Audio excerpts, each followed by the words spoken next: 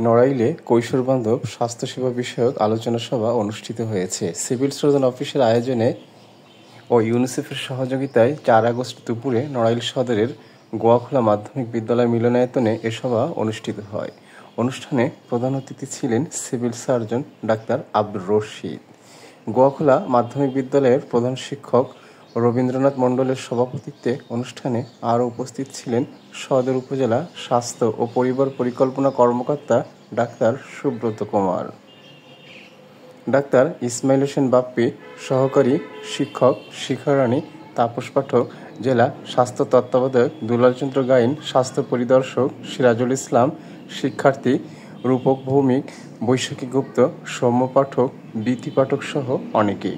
কৈশোর-বান্ধব স্বাস্থ্যসেবা প্রকল্পের মাধ্যমে ছেলে মেয়েদের কৈশোরকালীন সময়ে সুস্থ সুন্দরভাবে বেড়ে ওঠার বিভিন্ন পরামর্শ দেয়া হয়। কথা টিভি নিউজ, নড়াইল।